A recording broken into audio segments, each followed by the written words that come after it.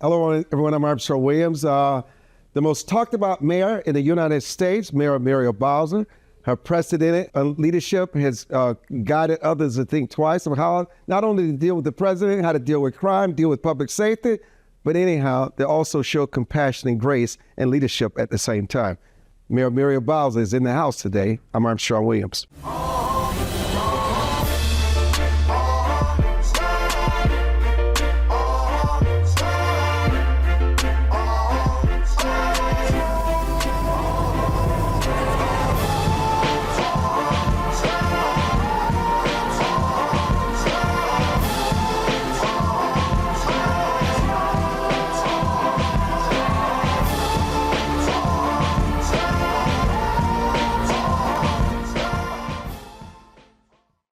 Mayor Muriel Bowser is probably the most listened to and sometimes maybe misunderstood and understood mayor in the country who represents our nation's capital. We will sit down with her for the full interview for an hour. Mayor Bowser, welcome back to our platform. Thank you. My pleasure. Yeah. Why does D.C. have a housing crisis? I don't know that I would call it a crisis, but certainly we're in the middle of revamping our ecosystem, and we need to work on getting back to the number one place we were in terms of investing in affordable housing. How does that work? Obviously, many would say that D.C. is one of the most expensive places in the country. There's the high cost of living. I know there was a lawsuit where the landlord had to pay almost $6 million because of the price fixing of the rent, whether you were getting an efficiency in Georgetown or in Northwest or Northeast, the price fixing was the same, and they had to pay a price for that. How do you make affordable housing work for people who cannot afford it? Is that realistic? Well, first of all, in a city like ours, where we have a lot of amenities and people want to live, it costs more to live here. And what's important is that we attract and maintain jobs so that people can earn a good living and live here and afford those amenities. And then as a city, you invest in the supply. And that's exactly what we have done over the last 10 years. In fact, we invested more and built more units and delivered more units than any jurisdiction in America. I set a goal to deliver 36,000 units by 2025, and we delivered them early. We're working on our next goal. We have a sub-goal in our downtown alone, in our central business district, to build 15,000 units by 2030, and I think we'll get ahead of that one as well. How have you, over the years, as the leader of the nation's capital, addressed and made advances with economic disparities in your city? It's hard. And when you're talking about addressing income gaps, many of those are decades, if not centuries, in the making, and making sure that we attract jobs across the entire spectrum is important. So from the very entry level, where you don't need a college degree, to the very high-end job where you need an advanced degree. We need to build jobs like that. And we have been fortunate in this city to build a very robust middle class of people who are doing jobs that are blue collar and white collar, people who are working for the government, people who are working for the private sector. Now, we're acutely concerned about where our jobs are right now because of the really just gigantic shifts in the federal footprint that has an overstated impact in Washington, D.C. and the surrounding Maryland and Virginia suburbs. How do you address, is there a different definition, Mayor Bowser, for poverty? Because people like to talk about poverty and the lack of opportunities. And the lack of opportunities may be skill set, lack of education. How do you address this issue about poverty, lack of opportunity, and exactly what does it mean when we talk about poverty living in the District of Columbia? Well, there's a federal definition for poverty that most of our programs are attached to. It changes from year to year given the cost of living adjustments. But it's a pretty low amount of money that a person or a family earns to qualify for the poverty level. And so our job in government is to invest in educational opportunity and workforce training and attracting good paying jobs. So, you know, when people think of Washington, D.C., obviously it's a federal city, and they would assume because it's a federal city, you would have low unemployment. What are other industries that people don't realize that also populate our nation's capital? Well, to be clear, we're the home of the federal government. We're the nation's capital. But I don't want to confuse people and think when they say federal city that we're like a federal agency or the federal government funds us, because that couldn't be further from the truth. We are a local, county, and state government all in one. We raise and spend our own tax dollars in the district to support the district. We're like all the 50 states in terms of the federal dollars that we've received in grants or to the various agencies. The difference for us is that we don't have 2 senators and our member of Congress doesn't have a vote. So be careful in calling us a federal city because we don't want your listeners to think that we're taken care of by the federal government. What does the federal government provide for your city? It provides the same thing it provides for every state in the union. The only difference is we have it's called the Emergency Police Fund or Emergency Services Fund, because our police department, our local police department, supports the federal government, whether it's diplomats that are moving around during inaugurations and 4th of July and other big special events.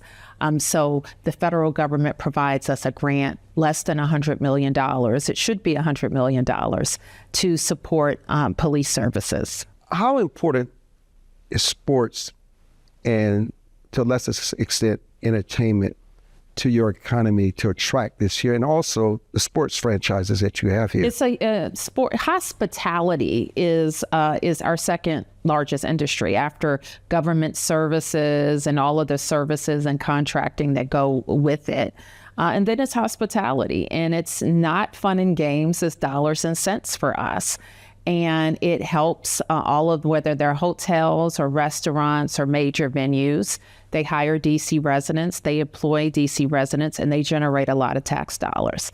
So we're very proud of the nightlife that we've built here with restaurants and other nightclubs and entertainment. The concert business is very huge in DC. All the major acts come through DC. And by 2030, we will have every major professional sports franchise within our city limits, and that includes the women's leagues. You know, I was at some forum that I spoke to recently, and a group of people walked up to me and said to me, "You have no idea how blessed you are to live in D.C. I live in Maryland, and our taxes are unbelievable." And she talked about the tax base in D.C. and how the mayor is able to keep it lower, keep it affordable, and the taxes are probably lower than most jurisdictions of a major city across the country. How are you able to do that? And why is that so important to attract an industry, homeowner, and everyone else to the city? Sure. Well, we work very hard at living within our means, and instead of cutting or taxing, growing.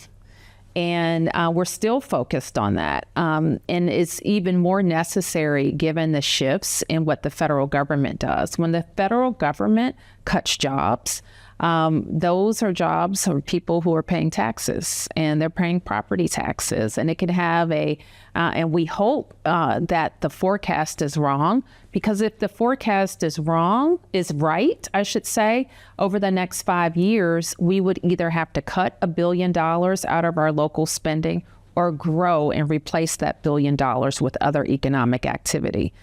So the way that we have been able to have high quality, I call them the Cadillac of government services in many respects, is that we've been able to grow and attract business. And we've had great experience with our real estate in the downtown and in neighborhoods. And all of those revenues that come in for taxes allow us to make investments in our city and continue to attract other people. The way cities are able to grow, the primary, and I always remind my staff of this, the best economic unit in a city, especially ours, is an employed resident. And so when we have safe streets, great transportation, great amenities, we attract people to live here. My predecessor, Tony Williams, set a goal that he would set the district on the path to attract 100,000 new residents. That was in the mid-90s. And we've more than done that. And because we attract people to live here, they have good paying jobs, we have the type of city services that we have. Talk about governance and political challenge as a mayor and how you navigate that. Well, first and foremost, I know my job is to balance budgets, to invest in great city services, attract residents and businesses, and ensure that every DC resident willing to work hard for it gets a fair shot. That's my job as mayor. And I have, in some ways, one arm tied behind my back because, like most mayors or governors, which I am both, have autonomy and representation in the Congress, which we don't have. And so we work with every president. We work with all the leadership in Congress, and I've worked with every iteration over these last 10 years to get things done for the city, and we've been successful. Obviously, a lot of the things that you're alluding to, home rule, more freedom, more autonomy. Now, one can surmise from this conversation, well, why has that not happened? But if you go back, it hasn't happened under any president, Republican, a Democrat. So why do you think, is it because of the Constitution and the way DC and its uniqueness was set up? Why you continue to fight that challenge and that battle? Well, we need to be in the right place politically, and I see that changing. We don't see it as a Democratic or Republican issue. It's an issue of fairness and really ensuring that the principles of our democracy are achieved. We were founded on the principle that if you're taxed, you have to be represented. The principle of one person, one vote, and all those very fundamental principles of our democracy are violated by people who live here and pay taxes here, could literally throw a rock at the Capitol building, not being represented there. So we have to fix it. And I don't care if Democrats fix it or Republicans fix it. It has to be fixed. When we return on the broadcast, we're going to talk about what differentiates this mayor from everyone else in the country, how she has navigated sometimes in a tense and acrimonious relationship with the president, but also to find common ground. So when we return, we're going to focus in on leadership and lessons learned. I'm Armstrong Williams. Mayor Muriel Bowles is our guest, and we'll be back.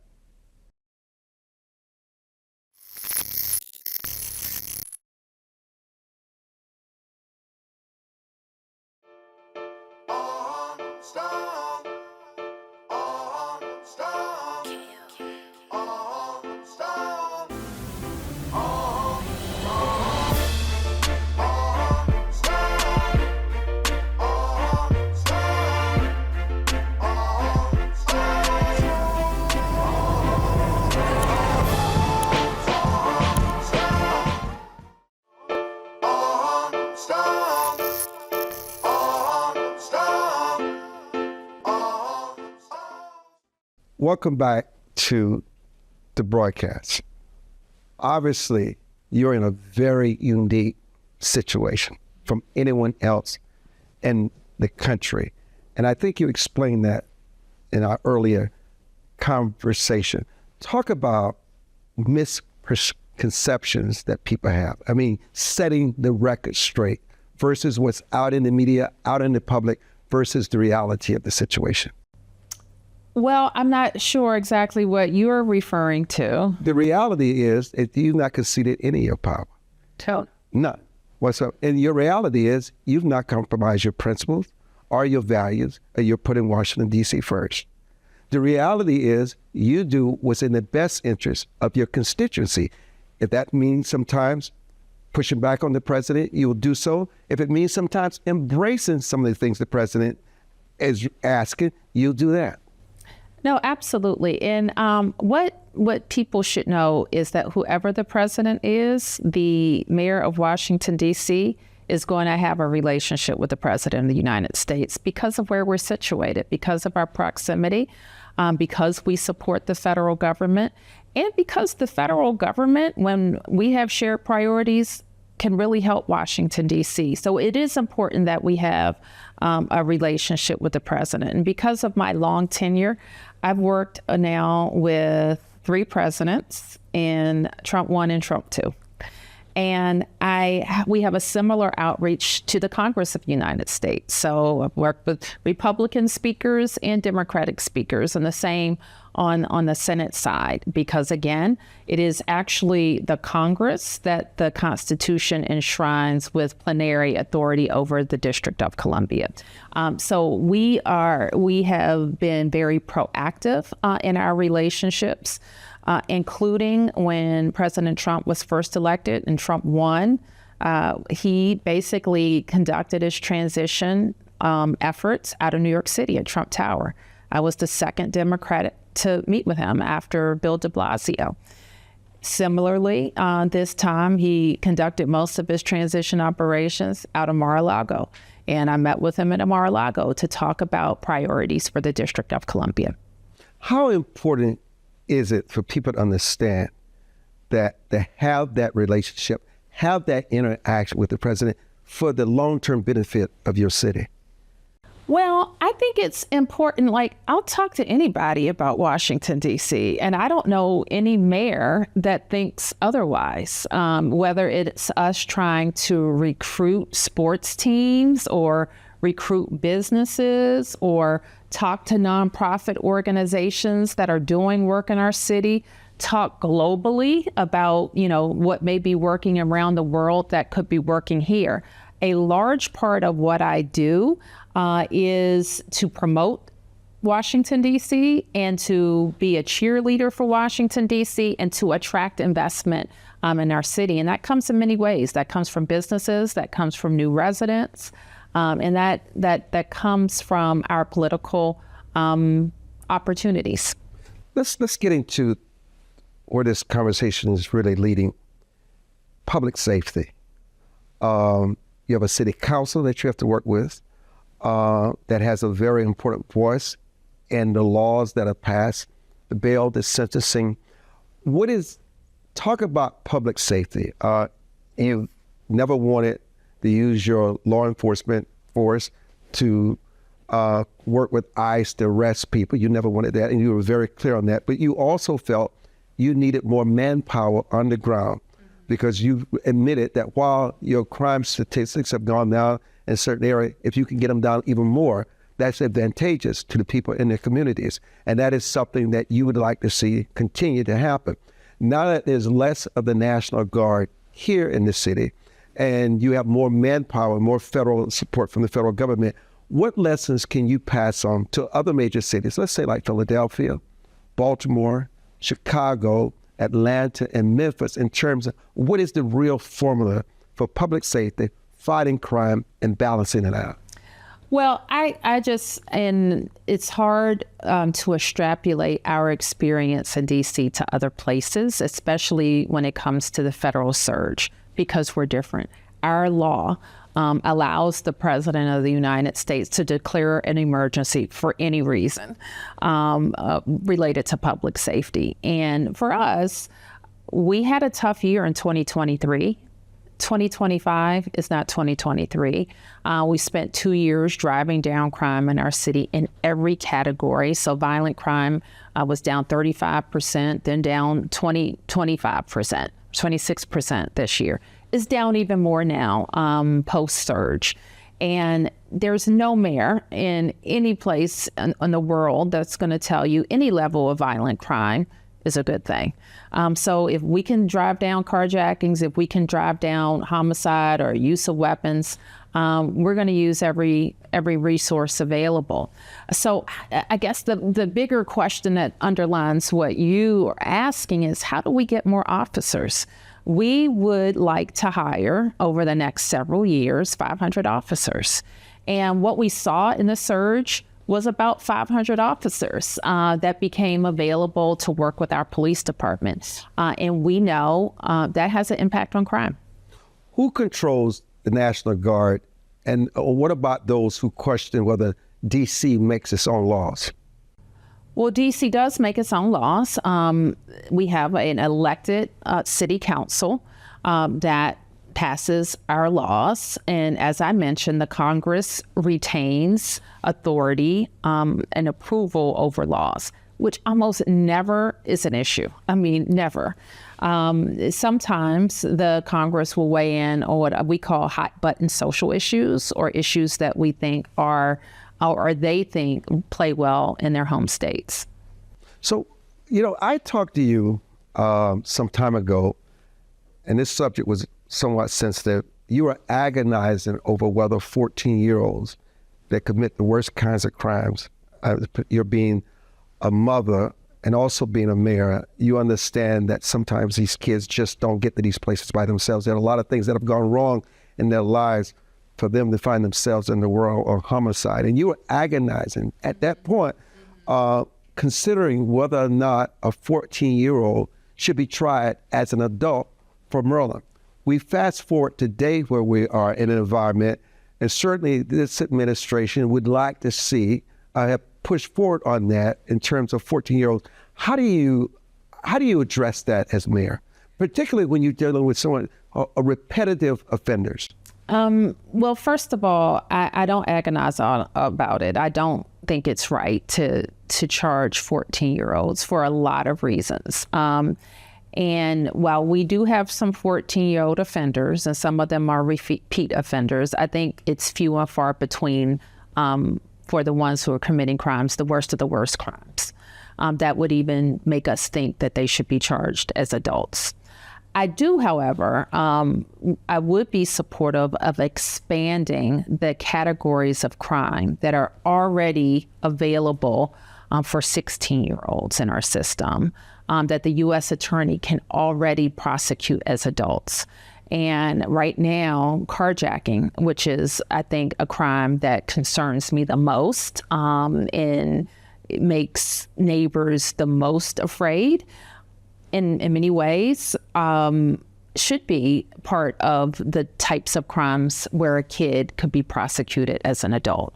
So I would more favor expanding the number of crimes that qualify as adult crimes for 16-year-olds and more. What about the issue of bail?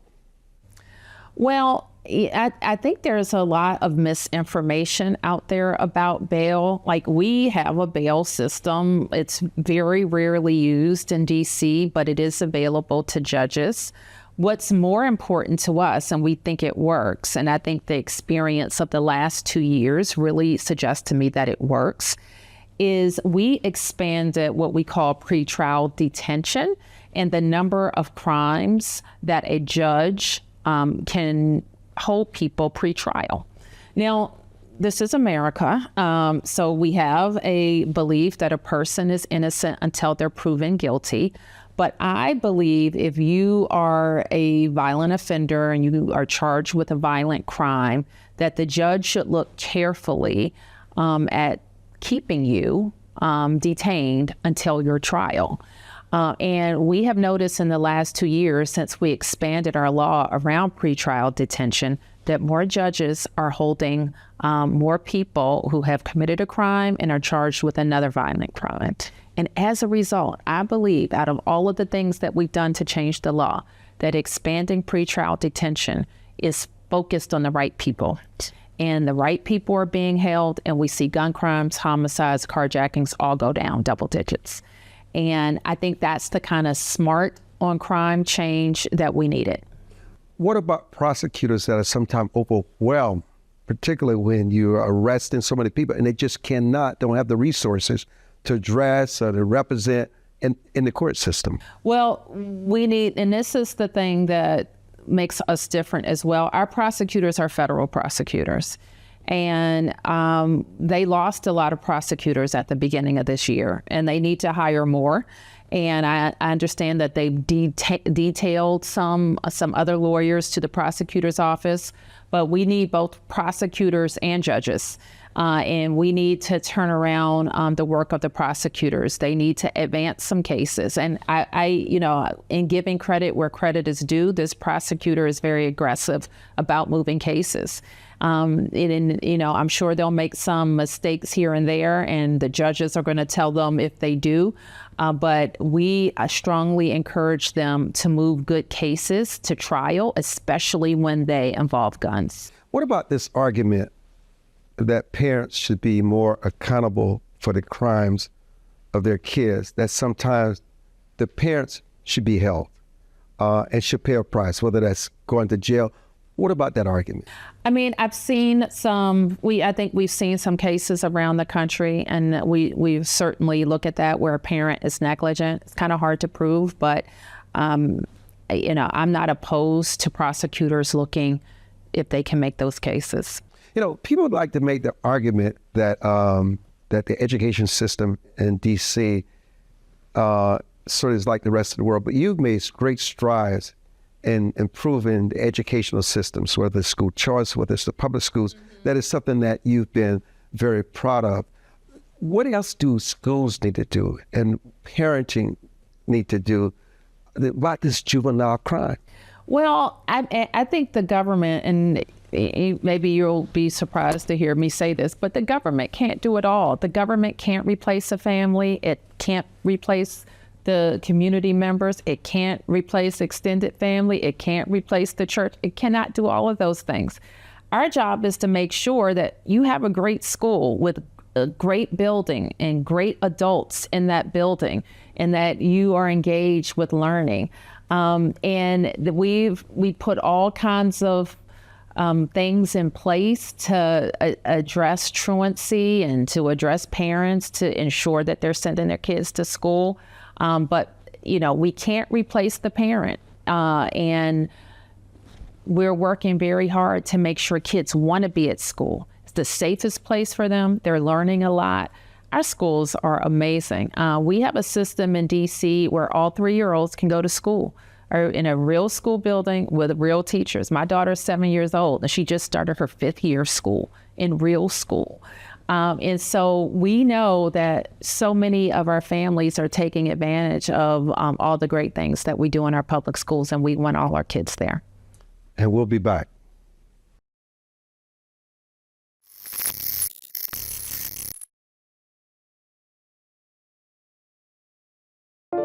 It is easier to build up strong children than to try and repair broken men.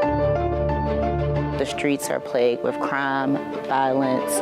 There's a lot of poverty, and it's all a result of lack of education that's happening in our schools. So it really is a crisis. We come from very different political perspectives, but we've come to the same conclusion, and that is there is a crisis in the classroom. Children are being deprived of quality of life because they're being deprived of a good education. We must solve this problem. It's incumbent upon all of us to join hands together to get this done. We can't afford to wait one more day before we address these issues, because every day we lose another child. Let's stop the politicking. Let's stop the games. Let's really do something to give these kids a real chance at life and being a part of that American dream. We need accountability for funding.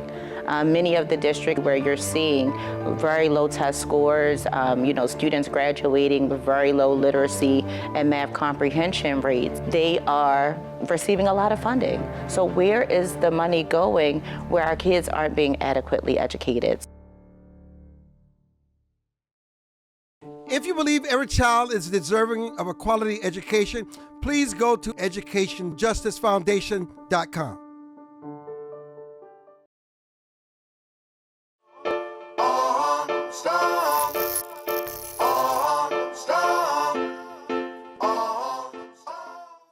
Mayor Bowser, welcome back.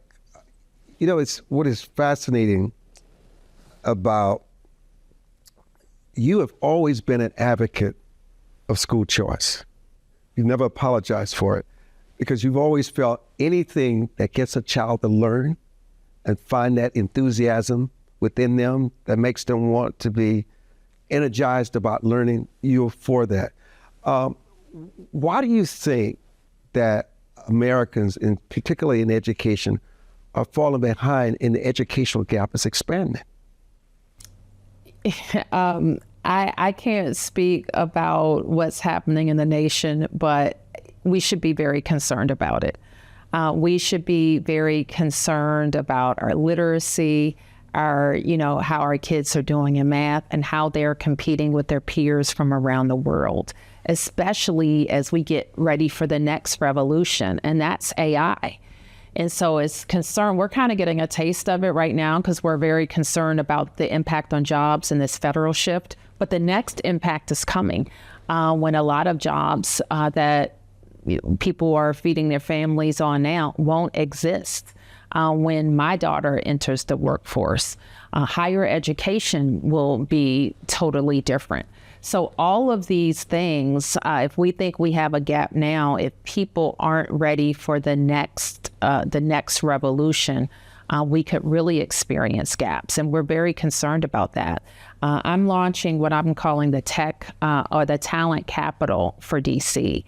Which is a cooperative arrangement with all of the jurisdictions around us to make sure that we're attracting talent and that industry is telling us what they need from workers and that we're getting our kids ready to go into good paying jobs of the future.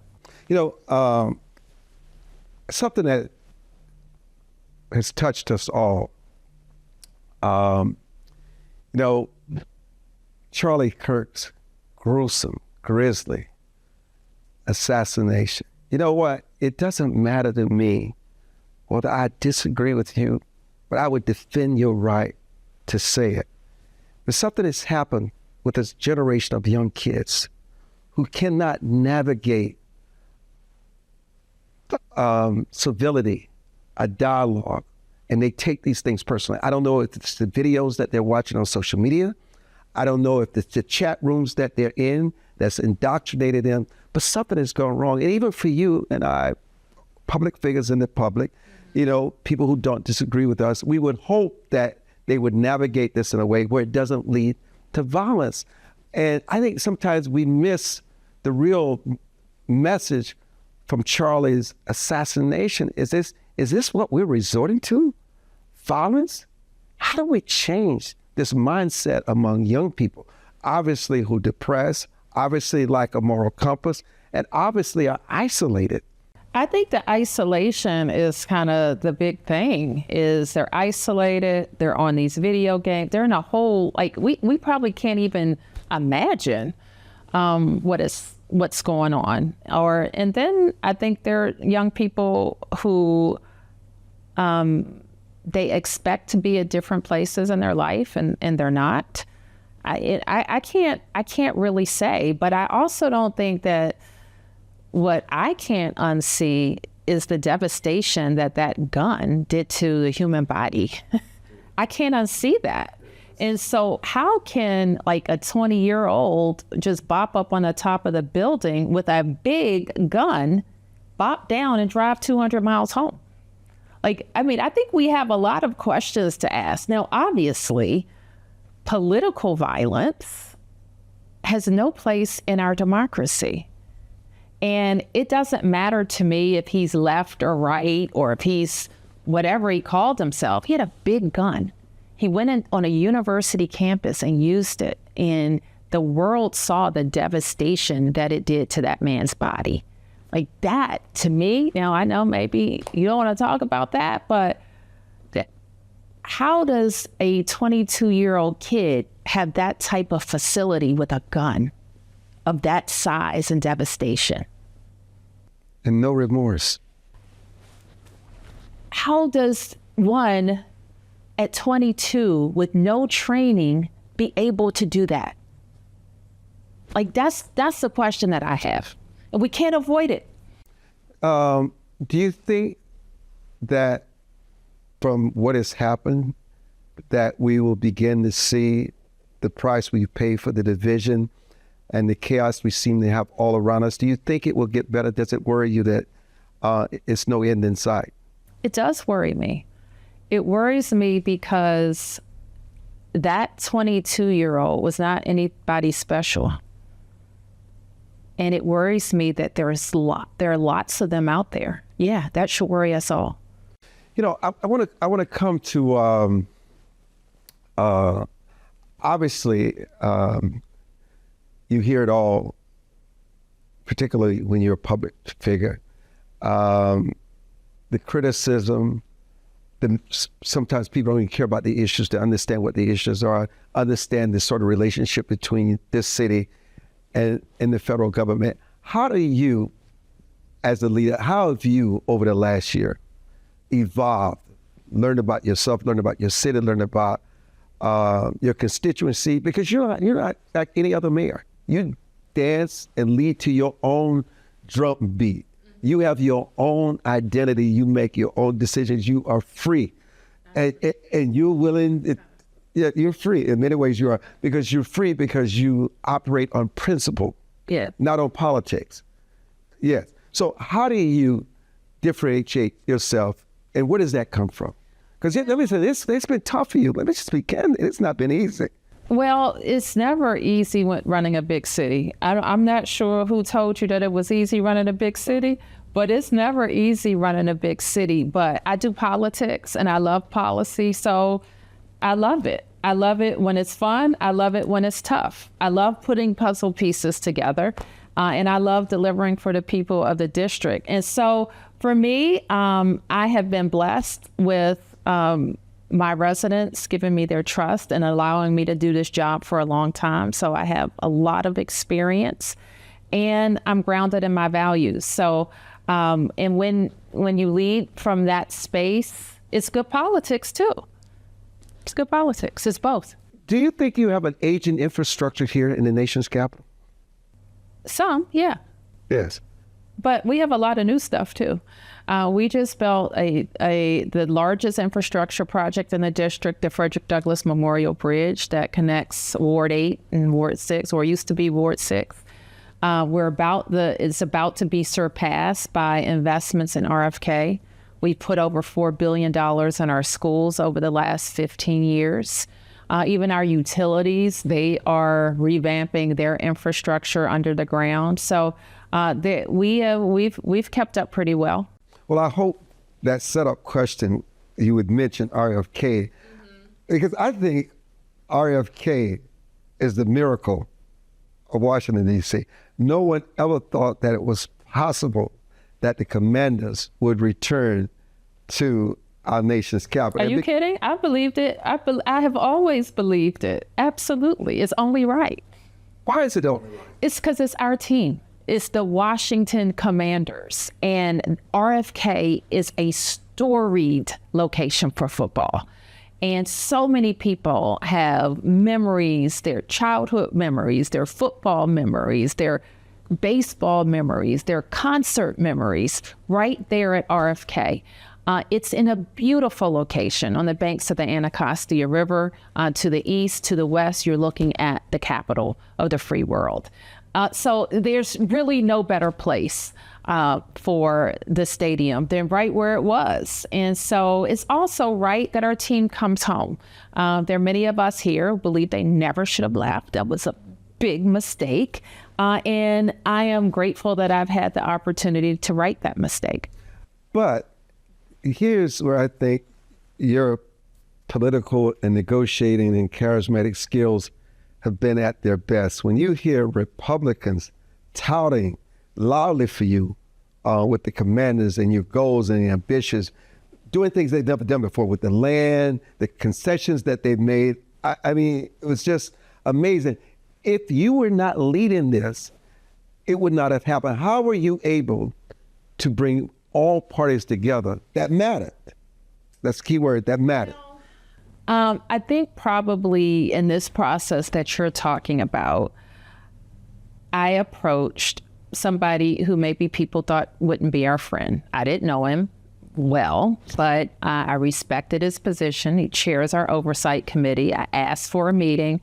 We were going to have a hearing about something else. And I said, let's just talk about something we can both agree on. We shouldn't have 180 acres dead on the Anacostia River in the nation's capital. Don't you think so? Like, who can say no to that? And I think you always look for a win-win in any negotiation. That's a win for us, but it's also a win for the Congress. The Congress shouldn't want to preside over 180 acres decaying in the nation's capital.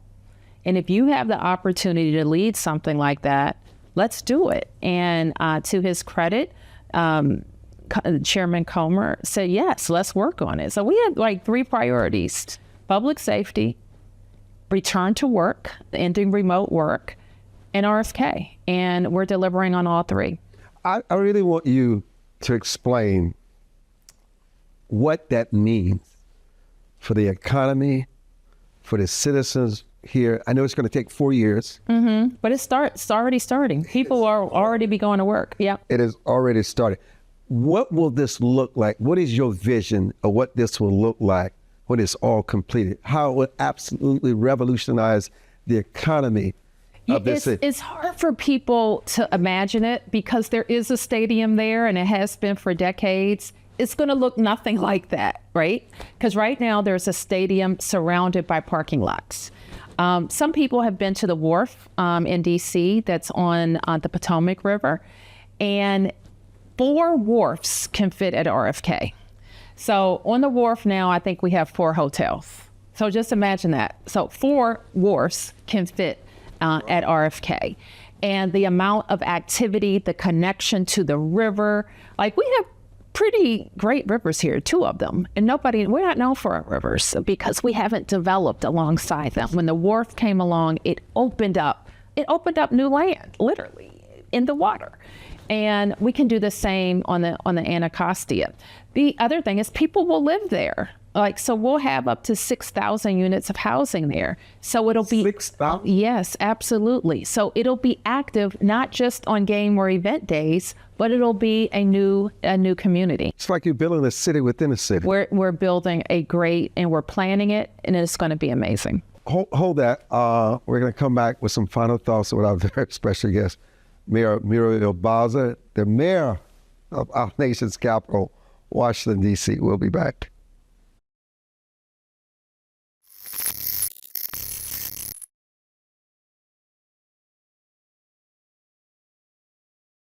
As a home buyer, you need a lender who cares about your home ownership dreams. United Security Financial has been helping families secure their dream homes for 30 years. We're a national fair practice lender that provides affordable mortgages and low down payment programs to eligible home buyers. To learn how United Security Financial can help you secure your dream home, call 1-800-373-4186.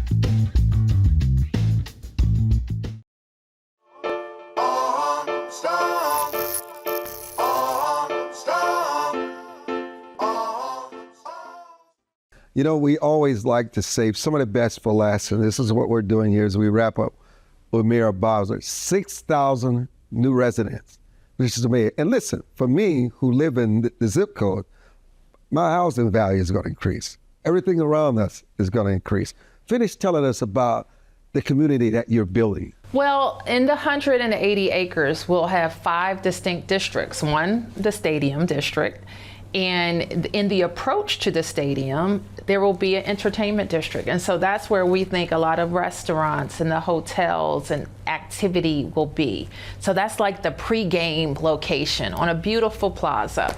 We'll have a district that will be mostly residential, and we'll have another district that will be some mix of uses, including residential uses along the river.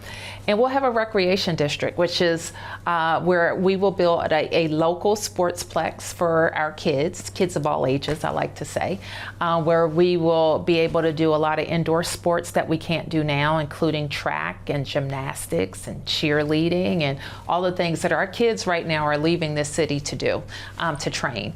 And we will have a partnership with the Commanders to do a sports academy, and we're still working on the location of that.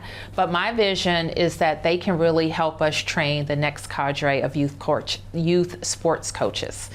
So bringing an NFL team with their expertise and the league, who has been incredibly helpful to us, to DC is going to pay off in many ways. What kind of industry for small businesses and economic opportunities is this going to create for the city? Well, right now, the team is looking for, communications professionals, planners. We're going to be hiring project managers and people to help us with the master plan. They're going to hire an architect by the end of the year. That's just now. We're talking about opening in 2030, but we're talking about hiring and millions of dollars in contracting starting right now. And so that's just hugely important. When all of the development delivers, you'll have many hundreds of, I'm forgetting the total number off the top of my head, but permanent jobs. People that work in the stadium, there are vendors that they're going on all the hotel and restaurants that will be located there. There will be some office space there as well. So there'll be people working there throughout. I don't want people to think that bringing the Commanders back to Washington, D.C. is a crowning achievement on your watch. What are the other things that you envision that it's happening in Washington, D.C.? Well, listen, we've been able to deliver a lot. I was just at one of our developments in Ward 8 called Sycamore and Oak, where we have invested over $1 billion east of the river, from a practice facility to a hospital to the Whitman Walker Clinic to hundreds of units of new housing. So I'm proud that we've kept our promises in every part of the city, not just in downtown, but also across town. And we're very proud of that. We're very proud of the work that we've done to transform our homeless services center. We're proud of the achievement of our kids in our public schools and having one of the most robust pre-K-3 programs anywhere in the country. And with all of that, we also have to get on a trajectory to deal with the loss that we're going to experience, not because we did anything wrong, but because the federal government is changing. And they're changing the number of jobs they have and the people that they employ. So while we've achieved a lot, this is, we still have to work on the future. I'm not one of those that think that diversity and giving opportunities to the disadvantaged is a bad word. I think it has been overused for political agendas. But I do think about one of the things that you focus often on that's not talked about enough, the disparity in healthcare and mental illness. Mm-hmm. Well, that is, I think that's a challenge of our time. I think it's been exacerbated since the pandemic, quite frankly, people being disconnected from work, from school, from healthcare. We saw that a lot in some of the youth issues that we've experienced, youth crime, kids just in tough condition, tough shape. And the further we get away from the pandemic, the better that gets. But I do think you asked me about a crisis in housing. We have a crisis in healthcare provision, and it will get worse with Medicaid cuts, Medicare cuts. And so people getting disconnected from healthcare it will have trickle down impacts in every way. I must admit, I'm happy that, and many people are, that the homelessness in this city is not as prevalent as it once were. But I'm also reminded of my Christian faith and my compassion for others. Is the question that people often ask of me privately is, where did they go? Where are they now? Where are they? This is the most vexing problem, I think, in a city, is people who are really sick who won't come inside. One of the hardest, and it's especially vexing for us because we have shelter. Some places don't have enough shelter. We have enough shelter, but people won't come inside. And so we largely know where our unsheltered population is. A few weeks ago, we did a point-in-time count to find them and to try to connect them to services. And every day it's like we have frontline workers in our government who are doing this hard work every day to try to get people to come inside, and we're having more success. And it is we don't criminalize homelessness. It's not a crime to be sick and to be on the street, but our law doesn't allow you to camp out on the street. So it's a tough job when you have to involve law enforcement, but sometimes it's better for people to come inside to try to stabilize and get the help that they need. You know, one of my favorite locations in Washington, D.C. is Union Station, and I know the federal government is playing a larger role in Union Station refurbishing it. But here's the bottom line: no matter what the government does for Union Station, it's still a big part and a big symbol for our nation's capital. What is the future of the refurbishing, and what will happen with Union Station now? Well, I'm afraid that, it belongs to the federal government, by the way. So, I mean, some people said they took it over. It was already theirs. Yes, it's a DOT. It belongs to the U.S. Department of Transportation. It always has. And I hope that they're not walking away from not just the renovation, like some paint and scrub. That's not what Union Station needs.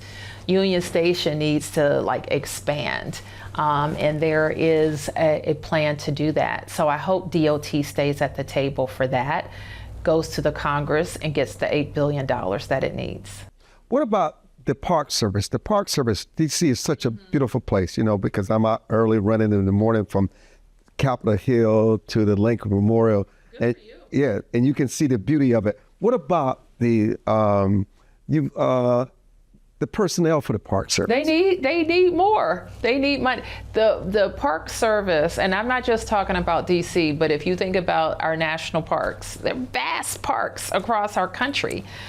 They don't have the resources that they need, and they especially don't have them here. Not at the level that we would like, or apparently that President Trump would like.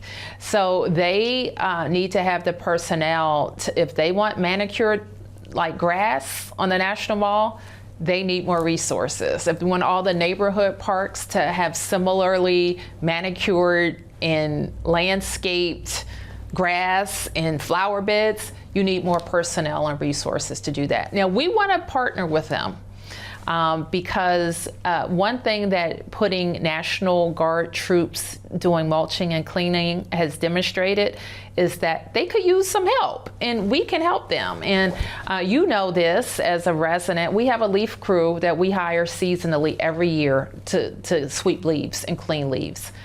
I could put together a crew of DC residents that can work on a contract with the National Park Service to do everything that the National Guard is doing right now. So that's something that I think could be a win-win for the president and for us. I found that interesting. Before the interview started, one of your executives was beaming over the fact that the metro, your transportation system, has just been rewarded as the best in the country. Oh, I didn't hear that, but it is. Yeah, obviously, I think the transportation here is wonderful. I wanted to wrap the conversation on this, because I think if nothing is as clear today is the importance of freedom of speech. No matter how detestable, how contemptible that it may be, why is it that freedom of speech is so sacred for all of us? Well, it's what separates us from most places in the world, our freedom. We have freedom to assemble, freedom to worship, freedom of speech. We have freedoms that are guaranteed us in the Constitution of the United States. And that should be self-evident. We shouldn't have to go to court to fight it or to prove it. That's what makes us American. You know, I was just sitting here thinking, calculating at how hard you work to bring the commanders here. I'm just assuming that you're going to still be mayor when everything is completed. Well, listen, everybody comes up with a different way to ask me these questions. You know, the people decide who the mayor is. But you have to decide to run again. Well, and again, the people decide who the mayor is. Sitting on with us for an hour. Thank That's you. not easy. I'm Armstrong Williams, Mayor Muriel Bowser, Mayor of Washington, D.C. I hope you enjoyed this as much as we did. Thank you for joining us for this edition.